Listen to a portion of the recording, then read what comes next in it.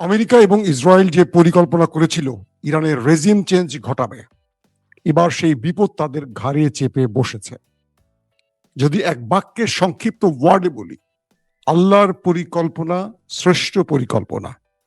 আল্লাহ কি করবেন আপনি হয়তো বুঝবেন না, কিন্তু সময়ের দিকে তাকিয়ে থাকবেন, আল্লাহর পরিকল্পনা বুঝতে পারবেন।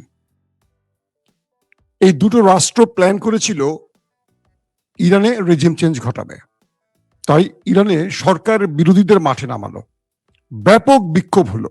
তারপর তারা নিজেরাই বিভিন্ন গোয়েন্দাদের মাধ্যমে, সন্ত্রাসীদের মাধ্যমে সাপ্লাই লাইন ধরে ইরানের বিভিন্ন গোষ্ঠীর হাতে অস্ত্র তুলে দিল।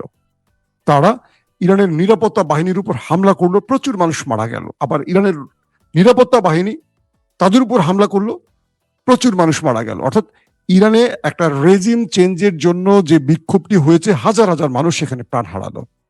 এরপরও ট্রাম্প নেতানিয়াহু সফল হলো না। তারপর তারা কি করলো, ব্যর্থ হয়ে নতুন করে ইরানের বিরুদ্ধে নিউক্লিয়ার এবং ব্যালিস্টিক প্রোগ্রামের অভিযোগ তুলে আক্রমণ শুরু করে দিল 28 ফেব্রুয়ারি। প্রথম আক্রমণই তারা কয়েক শত যুদ্ধ বিমান ব্যবহার করলো।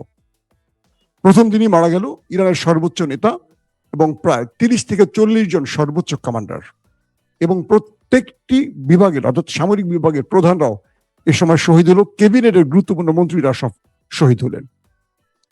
তারপর যুদ্ধ প্রায় 1 মাস গড়ালো। এখন পর্যন্ত ইরানের রেজিম চেঞ্জ ঘটাতে পারেনি, পাশাপাশি রেজিম চেঞ্জের সম্ভাবনা এখন পুরোটাই উড়ে গেল। একটা সরকারের পতনের জন্য দুটো দেশ কিভাবে নির্লজ্জ আক্রমণ করলো পুরো পৃথিবী দেখলো, যে কারণে ইউরোপ বা ন্যাটো বা পৃথিবীর অন্য কোনো দেশ আমেরিকাকে সমর্থন দিল না। এবার খোদ মার্কিন যুক্তরাষ্ট্রের ভেতরে 1 কোটি মানুষ রাস্তায় নামলো। 3 থেকে 3,500 শহরের মানুষ রাস্তায় নামলো। ইউরোপে মানুষ ট্রাম্পের বিরুদ্ধে রাস্তায় নামলো। ইসরায়েলে নেতানিয়াহুর বিরুদ্ধে মানুষ রাস্তায় নামলো। প্রত্যেকের slogan, no kings no Trump, no kings no Netanyahu. ইসরায়েলের ভেতরে সরকার নিয়ম করেছে 50 জনের মতো, মানে 50 জনের অধিক কেউ এক হয়ে রাস্তায় নামতে পারবে না, কারণ দেশটিতে যুদ্ধকালীন সরকার চলছে। পুলিশ ব্যাপক মারমুখী, যেখানে মানুষ জড়ো হচ্ছে তাদের উপর হামলে পড়ছে, মানুষ থামছে না। আমি কালকে লাইভে আপনাদের ভিডিও দেখিয়েছি কি হয়েছে বা কি হচ্ছে সেই দেশটির ভেতরে। আজকে আমেরিকার দৃশ্য দেখছেন। আমি গতকালকে আপনাদের বলেছি যে আমেরিকা কেঁপে উঠছে। আজকে সকালে লাইভেও আমি আপনাদের জানিয়েছি কি হচ্ছে আমেরিকার ভেতরে। এখন দেখেন কি হচ্ছে আমেরিকার ভেতরে। ট্রাম্পের বিরুদ্ধে পুরো দেশটির মানুষ, 1 কোটির উপরে মানুষ সড়কে নেমে গেছে।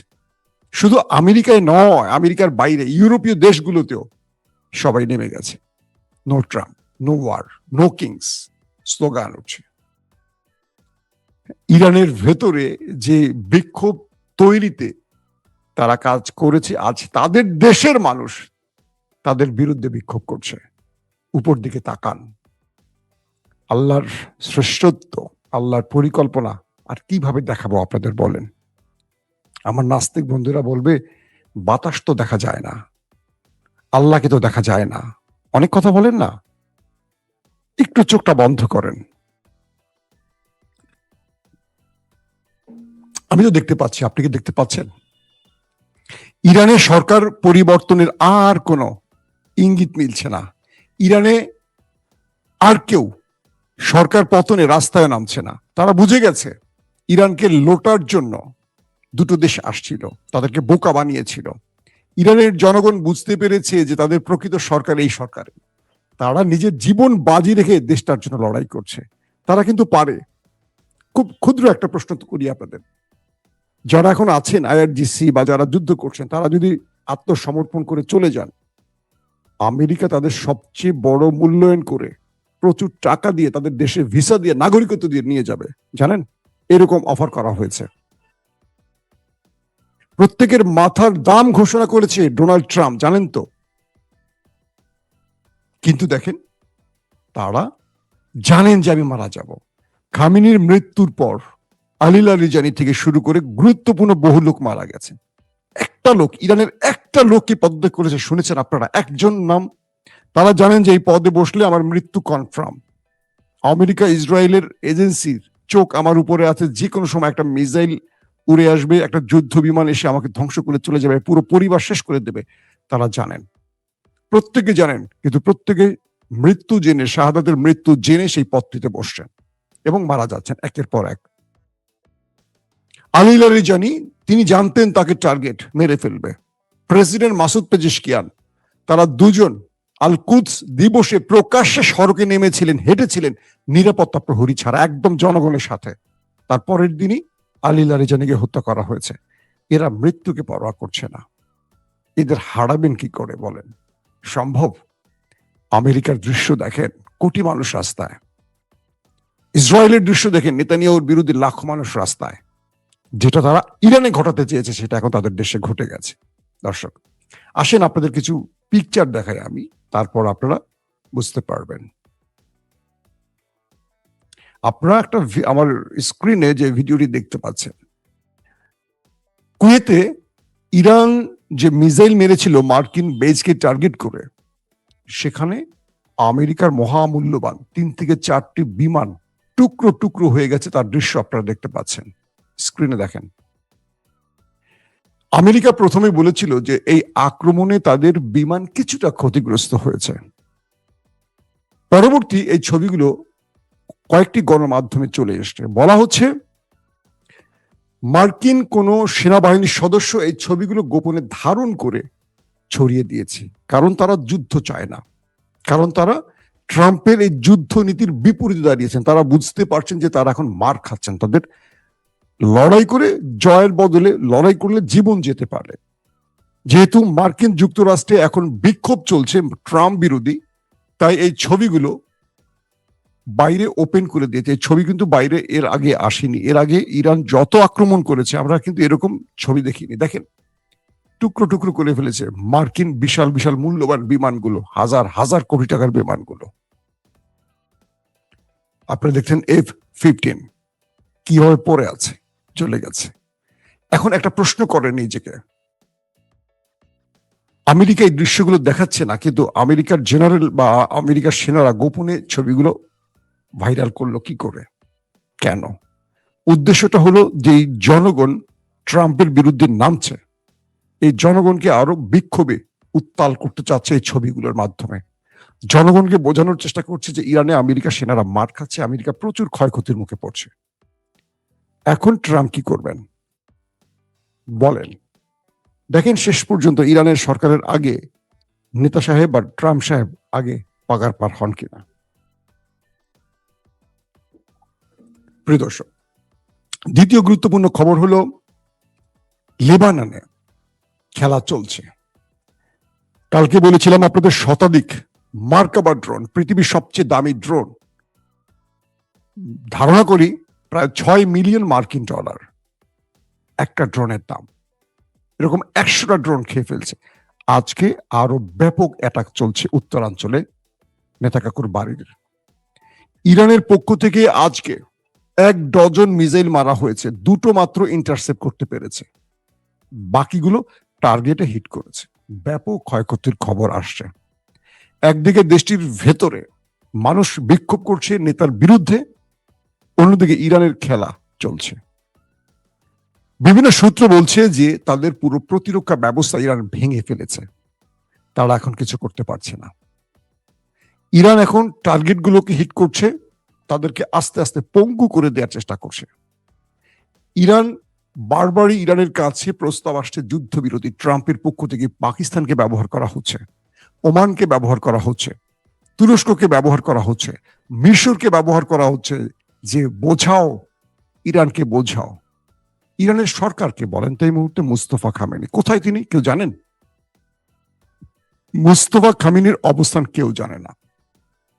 প্রতিটি দেশের পক্ষে তাদের যে রাষ্ট্রদূতরা আছেন তারা ইরানের পররাষ্ট্র দপ্তরে নোট করছেন, তারা তাদের তথ্য পাঠাচ্ছেন, ডিকোড তথ্য পাঠাচ্ছেন। তুরস্ক থেকে ডিকোড তথ্য এসছে, পাকিস্তান থেকে ডিকোড তথ্য আসছে, ওমান থেকে, মিশর থেকে আসছে। কিন্তু সমস্যাটা বেঁধেছে আলী খামেনি নেই, সমস্যাটা বেঁধেছে আলী লারিজানি নেই। এখন ট্রাম্প আলোচনা করবেন কার সাথে? ট্রাম্প এখন মাথায় হাত দিয়ে বলছে যে আমি তো ভুল করেছি, আলোচনার যে মানুষগুলো তাদেরকে মেরে দিয়েছি। এখন বলবেন পররাষ্ট্রমন্ত্রী আব্বাস আরাকচি, না, তিনি কেবল প্রেস রিলিজ পড়ার ক্ষমতা রাখেন। প্রেসিডেন্ট মাসুদ পেজেশকিয়ানের কোনো ক্ষমতা আছে ইরানে? আপনি তো জানেন কিচ্ছু নাই।